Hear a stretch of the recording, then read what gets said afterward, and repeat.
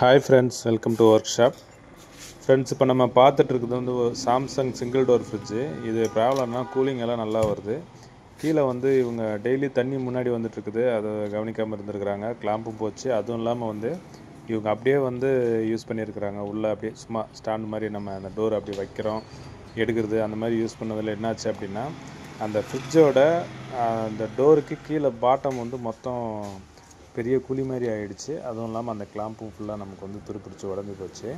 So இப்போ நம்ம வந்து 2 ஒர்க்காக இருக்குது. ஒன்று வந்து அந்த கிளாம்ப் செட் பண்ணுறது, அதுக்கப்புறம் இந்த டோருக்கு வந்து கீழே அந்த பாட்டம் கூட ரெடி பண்ணணும். ரெண்டுத்துக்குமே வந்து இந்த மாதிரி எல் கிளாம்ப் தான் நம்ம வந்து யூஸ் பண்ண போகிறோம்.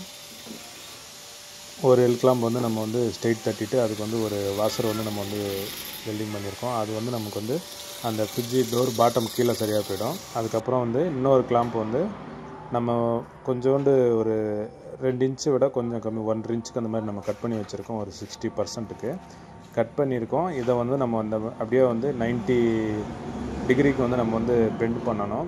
பெண்ட் பண்ணிவிட்டு இதுக்கு வந்து ஒரு 2 சின்ன வெல்டிங் ஒன்று வைக்கிறோம். வச்சுட்டு அதுக்கப்புறம் வந்து இதுக்கு சென்டராக நமக்கு வந்து எவ்வளோ டிஸ்டன்ஸ் நமக்கு தேவை அப்படின்றது வந்து எக்ஸாக்டாக வந்து நம்ம பார்க்கணும். இப்போ நம்ம வந்து டோர் வந்து நம்ம செட் பண்ணோம். அந்த சின்ன ராடு மாதிரி இருக்குல்ல, அதில் வந்து நமக்கு வந்து டோர் வந்து ரொட்டேட் ஆகும். அதோட டிஸ்டன்ஸ் வந்து நம்ம எக்ஸாக்டாக வந்து நம்ம வந்து மார்க் பண்ணிக்கணும். ஒரு இன்ச்சு வருதா இல்லை 1.5 இன்ச்சு வருதா, அந்த டோர் நம்ம சைடு நம்ம பாடியிலேருந்து நமக்கு எவ்வளோ டிஸ்டன்ஸ் தேவைன்றதை வந்து நம்ம எக்ஸாக்டாக பார்த்துட்டு அது கரெக்டாக மார்க் பண்ணிட்டோம் அப்படின்னா நமக்கு வந்து ஈஸியாக இருக்கும். அந்த இடத்துல வந்து ஒரு சின்ன ஒரு போல்ட் வந்து நம்ம வந்து அதில் வந்து வெல்டிங் பண்ணுவோம். வெல்டிங் பண்ணோம் அப்படின்னா சென்டராக வந்து அது நிற்கும். அதுக்கப்புறம் வந்து நம்ம அது மேலே ஒரு சின்னதாக ஒரு வாஷர் போட்டு நம்ம வந்து அப்படியே செட் பண்ணலாம். அது என்ன ஆகும் அப்படின்னா ஃப்ரீயாக வந்து நமக்கு வந்து ரொட்டேட் ஆகும். அப்போ தான்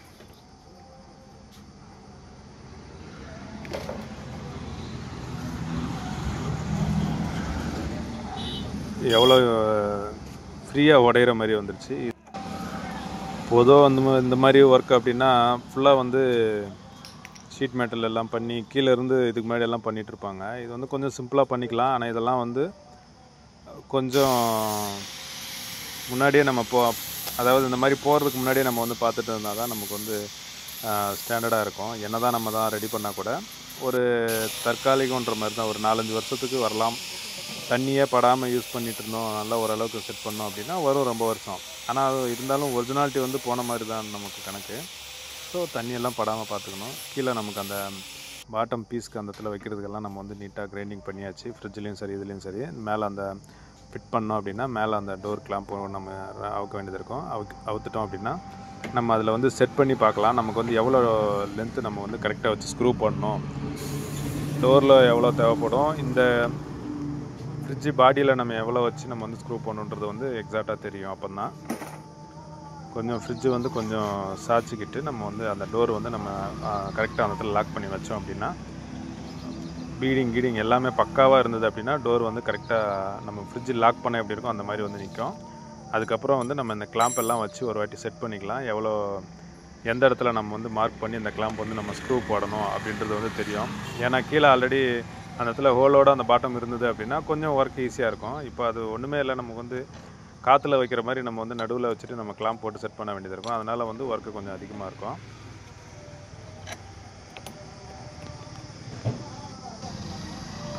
நல்லா வந்து நமக்கு வந்து பர்ஃபெக்டாக வந்து செட் ஆகிருக்கு. ஸோ நம்ம இதை இப்போ என்ன பண்ணுறோம் அப்படின்னா அந்த பாடியோட சேர்த்து ஒரு 2 இல்லைனா 3 ஸ்க்ரூ வந்து அதுக்கு போட வேண்டியது இருக்கும். அதுக்கப்புறம் கீழே அந்த டோர் பாட்டம் கீழே வந்து ஒரு 3 ஸ்க்ரூ செட் பண்ணணும். இதெல்லாம் நம்ம செட் பண்ணி டோர் வந்து நமக்கு நல்லா பர்ஃபெக்டாக வந்து ரொட்டேட் ஆகிடுச்சு அப்படின்னா நம்ம பண்ணோம் கிளாம்போட ஒர்க் இது தான். சைடில் வந்து பிடிச்சிக்கிடும், கீழே அந்த டோரை வந்து இது பிடிச்சிக்கிடும். ரெண்டும் வந்து ஒன்று மேலே ஒன்று வந்து ரொட்டேட் ஆகிற மாதிரி இருக்கும். ரொம்ப சிம்பிளாக தான் இருக்கும் பார்க்குறதுக்கு. ஆனால் இது கரெக்டாக செட் பண்ணிட்டோம் அப்படின்னா நமக்கு வந்து சூப்பராக வந்து நமக்கு ஃப்ரிட்ஜு பழையபடி நமக்கு ஃபஸ்ட்டு எப்படி இருந்ததோ அதே மாதிரி நீட்டாக வந்து ரெடியாக இருக்கும். இந்த ஃப்ரிட்ஜை பொறுத்த வரைக்கும் இது ஒரிஜினாலிட்டியாக இருக்கிற ஃப்ரிட்ஜு. அதாவது கேஸ் வந்து உள்ள பாடிக்குள்ளே நமக்கு கண்டென்சர் பைப் இருக்குது. ஸோ இது வந்து கொஞ்சம் கேர்ஃபுல்லாக நம்ம வந்து போடணும். எவ்வளோ தூரம் அந்த பைப் இருக்கும் அப்படின்றது வந்து எக்ஸாக்டாக தெரியணும். எங்கே நம்ம ஸ்க்ரூ போட்டோம் அப்படின்னா கண்டிப்பாக வந்து கேஸ் வந்து லீக் ஆகிடும். இதில் இருக்கிறது 600A கேஸு. ஸோ நம்ம பாடியில் வச்சுட்டு இஷ்டத்துக்கு வெல்டிங்கும் பண்ண முடியாது. ஸோ நமக்கு எவ்வளோ தூரம் அந்த ஹீட்டு வந்து வருது, அந்த பைப் இருக்குது அப்படின்றது வந்து தெரிஞ்சிருக்கணும். தெரியல அப்படின்னா ஃப்ரிட்ஜை வந்து ஒரு 20 மினிட்ஸ் நம்ம நல்லா ரன்னிங்கில் அப்படியே விட்டோம் அப்படின்னா சைடு நல்லா ஹீட் வரும். எங்கே வரைக்கும் ஹீட் இருக்குதுன்னு பார்த்துட்டு மார்க் பண்ணிவிட்டு அதுக்கு மேலே அந்த ஸ்க்ரூ போட்டுக்கலாம்.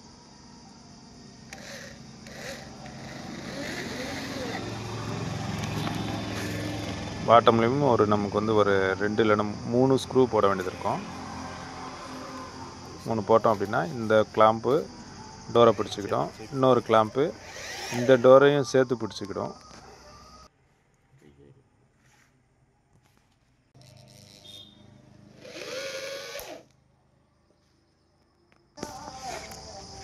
கீழே கூட ஸ்க்ரூ ஒர்க் ஆகி போச்சு. இப்போ வந்து நம்ம வந்து ட்ரையல் பார்க்க போகிறோம். அதில் வந்து நமக்கு எக்ஸாக்டாக வந்து ரொட்டேட் ஆகுதா அப்படின்ட்டு. கீழே கிளாம்பில் நம்ம அந்த கிளாம்பு நம்ம வந்து செட் பண்ணியாச்சு. மேலே வந்து ஈக்குவல் டிஸ்டன்ஸில் இருக்குதான்னு பார்க்கணும். இதெல்லாம் வந்து நம்ம ஃபஸ்ட்டு மார்க் பண்ணுறப்ப வந்து கரெக்டாக வந்திருக்கணும். மேலே இந்த 2 நட்டு நம்ம போட்டோம் அப்படின்னா நமக்கு டோர் வந்து எப்படி லாக் ஆகுதுன்னு நமக்கு வந்து தெரியும்.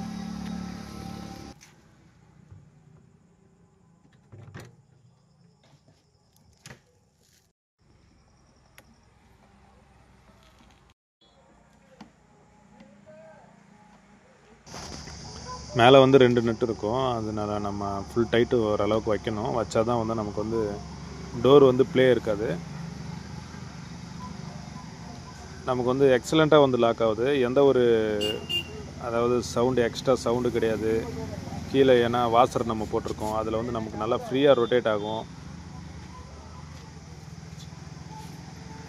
பர்ஃபெக்டாக எந்த ஒரு இதுவும் இல்லாமல் சூப்பராக வந்து லாக் ஆகுது. ஸோ இதுக்கு மேலே நம்ம என்ன பண்ணலாம் அப்படின்னா டோரு கிளாம்ப் ஒர்க் ஆகி போச்சு. கீழே வந்து அந்த பாட்டம் வந்து இருக்கிற அந்தளவுக்கு கேப்பை வந்து ஓரளவுக்கு நம்ம வந்து ஃபில் பண்ணி கொஞ்சம் நல்லா வைக்கணும். அப்போ தான் வந்து பார்க்குறதுக்கும் நல்லாயிருக்கும். இல்லை அப்படியே யூஸ் பண்ணிக்கலாம் அப்படின்னா யூஸ் பண்ணிக்கலாம். இருந்தாலும் நம்ம அப்படியே விட முடியாது. இதுக்கு வந்து ஒரு சின்னதாக வந்து ஒரு கலாய் ஷீட்டு கொஞ்சம் நம்ம வந்து கட் பண்ணியிருக்கோம். ரேக்கு கட் பண்ணிவிட்டு அதை வந்து கரெக்டாக அதுக்கு வந்து பெண்டு பண்ணுறோம். நம்ம பெண்டு பண்ணி ஒரு 4 இல்லை 5 ஸ்க்ரூ வந்து போட்டோம் அப்படின்னா அந்த பாட்டமோட வந்து நமக்கு அந்த ரேக் ஷீட்டோட பர்ஃபெக்டாக வந்து கலந்துடும் நல்லா ஸ்ட்ராங்காக. அதுக்கப்புறம் அதுக்கு நடுவில் வந்து கேப்புக்கு வந்து நம்ம வந்து ஃப்ரிட்ஜு பஃப்பை நம்ம வந்து உள்ளே வைக்கிறோம். தெர்மாக்கோல் பஃப்பு அது உள்ளே வச்சுட்டு அதுக்கு மேலே வந்து நம்ம மெட்டல் பேஸ்ட் வைக்கிறப்ப என்ன ஆகும் அப்படின்னா ஈக்குவலாக வந்து க்ளோஸ் ஆகிடும். நமக்கு அவ்வளோ கேப் இல்லாமல்.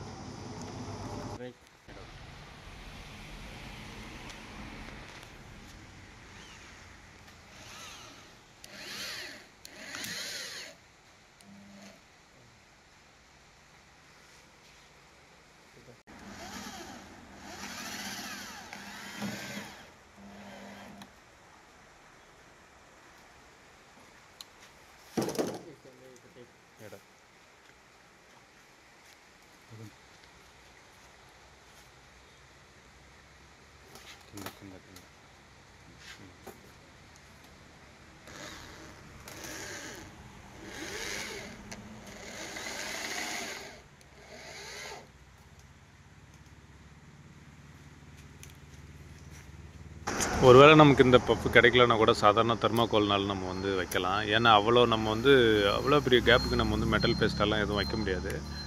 ஃபுல்லாக வந்து நம்ம அந்த தெர்மாக்கோல் வச்சிட்டோம் அப்படின்னா கேப் வந்து ஃபில்லாகும். அதுக்கு மேலே வந்து நம்ம பேஸ்ட் வச்சு கவர் பண்ணிட்டோம் அப்படின்னா மொத்தம் எல்லாம் சேர்ந்து நல்லா ஸ்ட்ராங் ஆகிடும். அப்படியே நமக்கு வந்து இதனால ஒன்றும் யூஸ் இல்லைன்னா கூட கீழே வந்து நமக்கு வந்து அந்த மாதிரி போலாக இல்லாமல் நமக்கு வந்து கவர் ஆகிருக்கும்.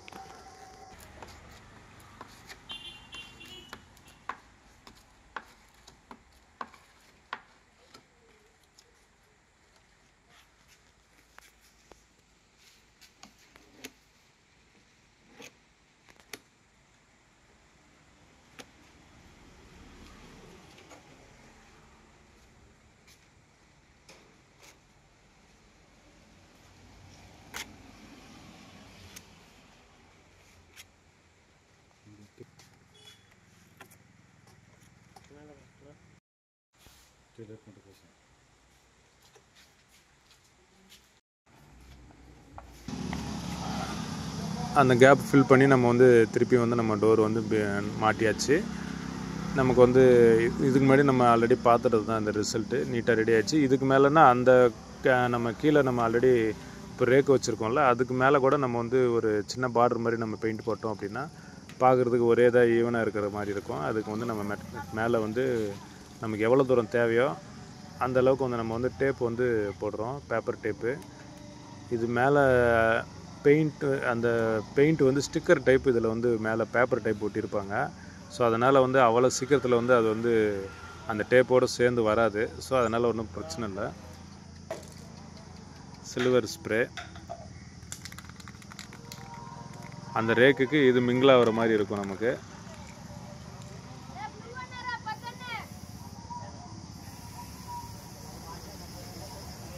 ஸ்ப்ரே வந்து நம்ம போட்டுட்டு எக்ஸ்ட்ரா பட்டதை நம்ம க்ளீன் பண்ணிட்டோம் அப்படின்னா நமக்கு பார்க்குறதுக்கு ஒரு நல்ல லுக் இருக்கும். இந்த வீடியோ உங்களுக்கு யூஸ்ஃபுல்லாக இருக்கும்னு நினைக்கிறேன் ஃப்ரெண்ட்ஸ். ஒரு வேளை பிடிச்சிருக்குன்னு நினைக்கிறேன். பிடிச்சா லைக் பண்ணுங்கள். ஒரு வேளை நம்ம சேனலுக்கு ஒரு வேளை புதுசாக வந்து இந்த வீடியோ ஓப்பன் பண்ணி பார்த்துட்ருக்கீங்க அப்படின்னா கொஞ்சம் மறக்காமல் வந்து சப்ஸ்கிரைப் பண்ணுங்கள். இந்த மாதிரி வீடியோ டெய்லி போடுவோம். ஒருவேளை நமக்கு இந்த இடத்துல வந்து நமக்கு சில்வர் பெயிண்ட் இல்லை அப்படின்னா கூட பிளாக் கூட அடிக்கலாம். ஏன்னா டோர் வந்து கொஞ்சம் பிளாக் ஷேட் தான் நல்லாயிருக்கும். ஆனால் இது வந்து நாங்கள் அந்தளவுக்கு வந்து டோர் மேலே அந்த எல்லாம் எடுத்துகிட்டு ஃபுல் ஒர்க்காக எல்லாம் பண்ணல. கீழே நம்ம அந்த மெட்டல் பெயிண்ட் அடிக்கிற இடத்துல சும்மா சிம்பிளாக தான் பார்டர் மாதிரி போட்டிருக்கோம். ஏன்னா இந்த எக்ஸ்ட்ரா ஒட்டின ரேக்கு வந்து நமக்கு தெரியக்கூடாதுன்றதுனால பார்க்குறதுக்கு நல்லா தான் வந்தது. ஸோ இந்த இடத்துல ஃபினிஷிங்கை விட நமக்கு டோர் நல்லா ஒர்க் ஆகிறது தான் முக்கியம். நீட்டாக ரெடி ஆயிடுச்சு. Thank you friends.